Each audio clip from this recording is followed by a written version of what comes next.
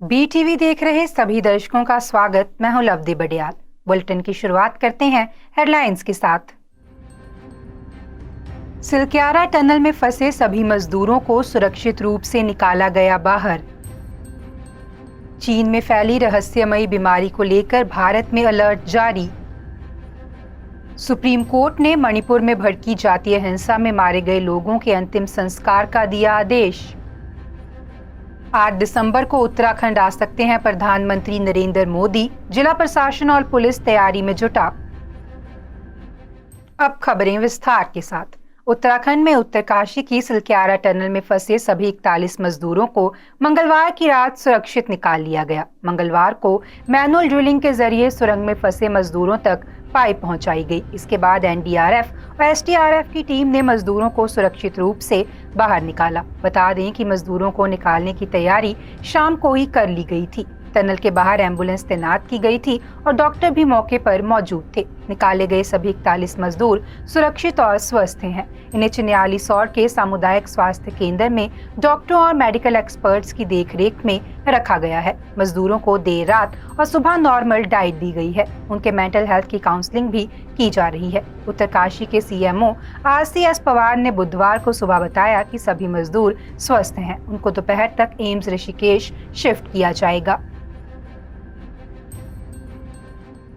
चीन में फेफड़े फुलाने वाली रहस्यमयी बीमारी को लेकर भारत के 6 राज्यों में अलर्ट जारी किया गया है। राजस्थान, कर्नाटक, गुजरात, उत्तराखंड, हरियाणा और तमिलनाडु की राज्य सरकारों ने हॉस्पिटल्स और स्वास्थ्य कर्मियों को सांस से जुड़ी बीमारी के मरीजों के लिए तैयार रहने का निर्देश दिया है। राज्य सरकारों ने लोगों के लिए भी एडवाइजरी जारी की है। इसमें लोगों को भीड़भाड़ वाली जगहों पर मास्क का इस्तेमाल करने की सलाह दी है। पीडियाट्रिक यूनिट्स में बच्चों के इलाज के लिए पूरी व्यवस्था करने को भी कहा गया है। गौरतलब है कि चीन में रहस्यमयी बीमारी का सबसे ज्यादा असर बच्चों पर हो रहा है। भारत सरकार ने 24 नवंबर को सभी राज्यों और केंद्र शासित प्रदेशों को एडवाइजरी जारी की थी। केंद्रीय स्वास्थ्य मंत्री मनसुख मंडाविया ने बताया था कि चीन के बच्चों में सांस से जुड़ी बीमारी फैल रही है। भारत में इस पर बारीकी से निगरानी की जा रही है।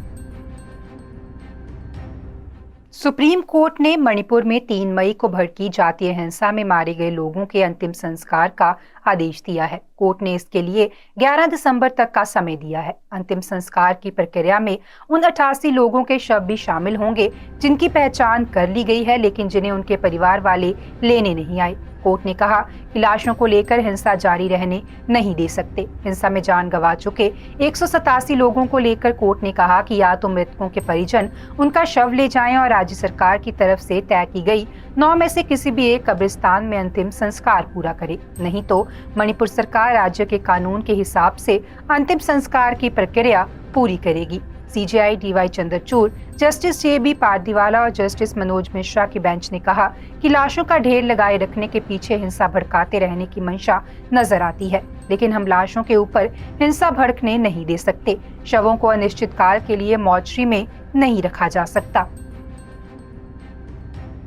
प्रधानमंत्री नरेंद्र मोदी 8 दिसंबर को उत्तराखंड आ सकते हैं। पीएम के दौरे को लेकर जिला प्रशासन और पुलिस तैयारी में जुट गई है। आपको बता दें कि 8 और 9 दिसंबर को उत्तराखंड में ग्लोबल इन्वेस्टमेंट समिट का आयोजन हो रहा है। इसके उद्घाटन समारोह में प्रधानमंत्री नरेंद्र मोदी के आने की भी संभावना है। हाल ही में मुख्यमंत्री पुष्कर सिंह धामी ने प्रधानमंत्री नरेंद्र मोदी को ग्लोबल इन्वेस्टमेंट समिट में आने का अनुरोध किया था। सूत्रों के मुताबिक पीएमओ ऑफिस से प्रधानमंत्री के उत्तराखंड आने की हरी झंडी मिल गई है, जिसके बाद पीएम के दौरे को लेकर तैयारियां जोरों पर हैं। जैसे ही राज्य सरकार को प्रधानमंत्री नरेंद्र मोदी का फाइनल कार्यक्रम मिलता है, उसके बाद मुख्यमंत्री और मुख्य सचिव लेवल की बड़ी मीटिंग बुलाई जा सकती है। इसमें प्रधानमंत्री के दौरे के साथ साथ सुरक्षा को लेकर कई बिंदुओं पर मंथन होगा।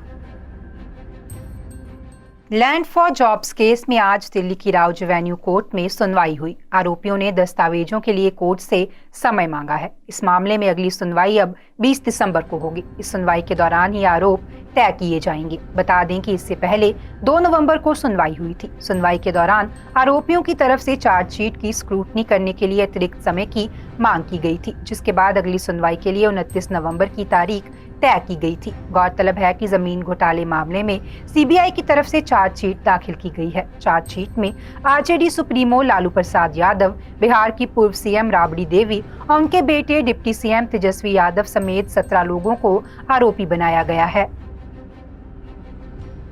दिल्ली शराब नीति केस में गिरफ्तार आम आदमी पार्टी के राज्यसभा सांसद संजय सिंह की जमानत याचिका पर मंगलवार को राउज एवेन्यू कोर्ट में सुनवाई हुई। आप नेता संजय सिंह को जमानत नहीं मिल सकी है। कोर्ट ने इस मामले में ईडी को नोटिस जारी किया है। अब 6 दिसंबर को अगली सुनवाई होगी। गौरतलब है कि दिल्ली शराब घोटाला केस में इस साल जनवरी में ईडी ने अपनी चार्जशीट में संजय सिंह का नाम जोड़ा था। इसको लेकर संजय सिंह ने काफी हंगामा भी किया था। मई में संजय सिंह ने दावा किया था कि ईडी ने उनका नाम गलती से जोड़ दिया है, लेकिन ईडी ने इस पर जवाब दिया कि हमारी चार्जशीट में संजय सिंह का नाम 4 जगह पर लिखा गया है। इनमें से 3 जगह पर नाम सही लिखा गया है, सिर्फ एक जगह टाइपिंग की गलती हुई है। बता दें कि ईडी की चार्जशीट में संजय सिंह पर 82 लाख रुपए का चंदा लेने का जिक्र है। इसमें आम आदमी पार्टी के राज्यसभा सांसद राघव चड्ढा का भी नाम सामने आया था, हालांकि उन्हें आरोपी नहीं बनाया गया है। पंजाब पुलिस और बॉर्डर सिक्योरिटी फोर्स ने एक बार फिर सरहद पर कार्रवाई करते हुए पाकिस्तानी तस्करों की कोशिश को नाकाम कर दिया है। बीएसएफ और पंजाब पुलिस ने सूचना के आधार पर बुधवार सुबह अमृतसर के सरहदी इलाकों में सर्च ऑपरेशन शुरू किया। इस दौरान पंजाब पुलिस और बीएसएफ ने 1 करोड़ रुपए की हेरोइन को जब्त करने में सफलता हासिल की है। बीएसएफ और पंजाब पुलिस के सीनियर अधिकारियों की तरफ से साझा की गई जानकारी के अनुसार बुधवार को सरहदी इलाके के गांव रनिया के करीब ड्रोन मूवमेंट की सूचना मिली थी, जिसके बाद बीएसएफ और पंजाब पुलिस ने ज्वाइंट टीम बनाकर सर्च शुरू की। हल्की धुंध के बीच दोनों टीमें सर्च में जुट गई। इस दौरान खेतों में से 2 पैकेट मिले, जिनके साथ रिंग लगे हुए थे। स्पष्ट था कि इन्हें छोटे ड्रोन्स की मदद से फेंका गया है। सुरक्षा जांच के बाद दोनों पैकेट्स को जब्त करके जांच शुरू कर दी गई है। अधिकारियों ने बताया है कि ये 2 छोटे पैकेट सफेद रंग के लिफाफे में थे। इन दोनों पैकेट से आधा किलो हेरोइन के पैकेट निकले, जिसकी कीमत करीब 1 करोड़ आंकी गई है। फिलहाल इन्हें सैंपल जांच के लिए भेज दिया गया है। बीएसएफ अधिकारियों से मिली जानकारी के अनुसार बीते तकरीबन 1 सप्ताह के अंदर सुरक्षा एजेंसियों ने मिलकर कुल 6 ड्रोन जब्त किए हैं। इतना ही नहीं, 13.5 किलो के करीब हेरोइन भी जब्त की गई है, जिसकी मार्केट वैल्यू तकरीबन 100 करोड़ रुपए के करीब बताई जा रही है। गुजरात में सूरत शहर के सचिन इंडस्ट्रियल एरिया की एक केमिकल फैक्ट्री में मंगलवार रात को भीषण आग लग गई। इस हादसे में 24 मजदूर घायल हो गए हैं। कंपनी के कर्मचारियों ने बताया कि केमिकल के एक टैंक में विस्फोट हो गया था, जिसके बाद आग भड़क उठी। हादसे में 3 मजदूरों की हालत गंभीर है, जबकि अन्य को मामूली चोटें आई हैं। सूरत फायर ब्रिगेड के अधिकारी ने बताया कि रात करीब 2 बजे एक फैक्ट्री में भीषण आग लगने होने की सूचना मिली थी। मौके पर तुरंत ही 5 गाड़ियां भेजी गई, लेकिन हालात नियंत्रित न होने के बाद इमरजेंसी जारी की गई और दूसरे इलाकों से भी फायर की टीमें बुलाई गई। आग पर काबू पाने में फायर की 12 गाड़ियां लगानी पड़ी। करीब 3 घंटों की मशक्कत के बाद फैक्ट्री के बाहर के हिस्सों में फैली आग पर काबू पाया गया। हालांकि फैक्ट्री में काफी मात्रा में केमिकल होने के चलते अंदर की आग पर काबू पाने में 3 से 4 घंटे का समय लगा। मिली जानकारी के अनुसार केमिकल से भरे एक बड़े टैंक से रिसाव के बाद विस्फोट हो गया था। इसकी चपेट में केमिकल से भरे अन्य टैंक व ड्रम भी आते गए, जिससे आग फैक्ट्री की 3 मंजिलों तक फैल गई थी।